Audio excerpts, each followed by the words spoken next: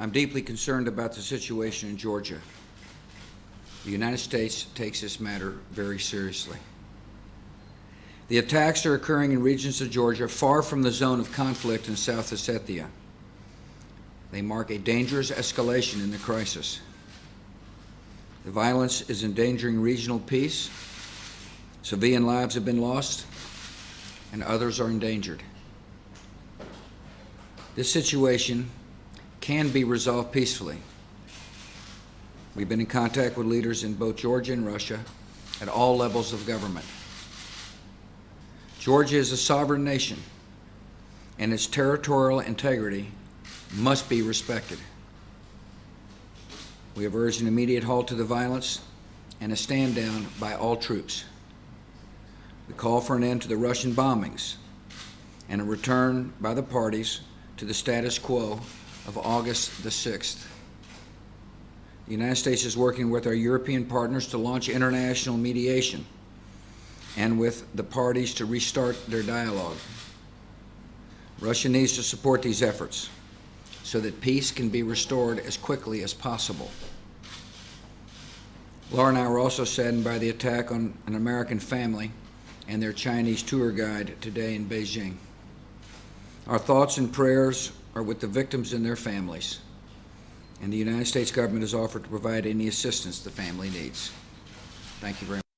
A major issue is Russia's contention that the regions of South Ossetia and Abkhazia may not be a part of Georgia's future.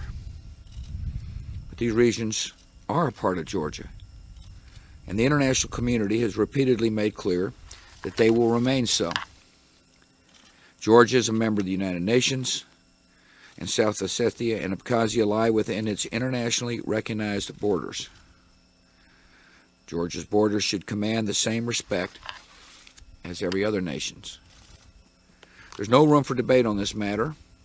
The United Nations Security Council has adopted numerous resolutions concerning Georgia. These resolutions are based on the premise that South Ossetia and Abkhazia remain within the borders of Georgia, and that their underlying conflicts will be resolved through international negotiations.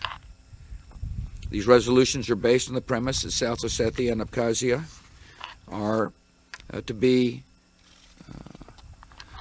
considered a part of the Georgian territory, and that to the extent there's conflicts, they will be resolved peacefully.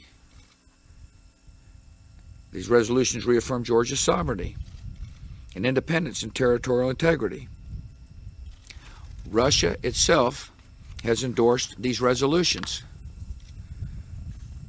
The international community is clear that South Ossetia and Abkhazia are part of Georgia, and the United States fully recognizes this reality.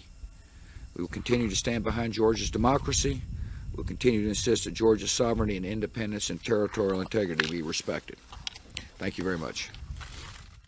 The United States of America stands with the democratically elected government of Georgia.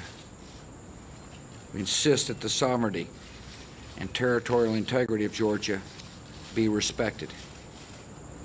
Russia has stated that changing the government of Georgia is not its goal. The United States and the world expect Russia to honor that commitment. With these concerns in mind, I have directed a series of steps to demonstrate our solidarity with the Georgian people and bring about a peaceful resolution to this conflict. I'm sending Secretary of State Condoleezza Rice to France, where she will confer with President Sarkozy. She will then travel to Tbilisi, where she will personally convey America's unwavering support for Georgia's democratic government. On this trip, she will continue our efforts to rally the free world in the defense of a free Georgia. I've also directed Secretary of Defense Bob Gates to begin a humanitarian mission to the people of Georgia headed by the United States military. This mission will be vigorous and ongoing. In recent years, Russia has sought to integrate into the diplomatic, political, economic, and security structures of the 21st century. The United States has supported those efforts. Now Russia is putting its aspirations at risk by taking actions in Georgia that are inconsistent with the principles of those institutions. to begin to repair the damage to its relations with the United States, Europe, and other nations, and to begin restoring its place in the world. Russia must keep its word and act to end this crisis. Our reports that Russian troops have moved beyond the zone of conflict, attacked the Georgian town of Gori, and are threatening Georgia's capital of Tbilisi. There's evidence that Russian forces may soon begin bombing the civilian airport in the capital city. These reports are accurate. These Russian actions would represent a dramatic and brutal escalation of the conflict in Georgia. And these actions would be inconsistent with assurances we have received from Russia that its objectives were limited to restoring the status quo in South Ossetia that existed before fighting began on August the 6th. It now appears that an effort may be underway to depose Russia's duly elected government. Russia has invaded a sovereign neighboring state and threatens a democratic government elected by its people. Such an action is unacceptable in the 21st century. The Georgian government has accepted the elements of a peace agreement that the Russian government previously said it would be willing to accept. An immediate ceasefire, the withdrawal of forces from the zone of conflict, a return to the military status quo as of August 6th, and a commitment to refrain from using force. There are representatives of the European Union and the Organization for Security and Cooperation in Europe currently in Moscow seeking Russia's agreement to this peace plan. Russia's government must respect Georgia's territorial integrity and sovereignty. The Russian government must reverse the course it appears to be on and accept this peace agreement as a first step toward resolving this conflict. Russia's actions this week have raised serious questions about its intentions in Georgia and the region. These actions have substantially damaged Russia's standing in the world.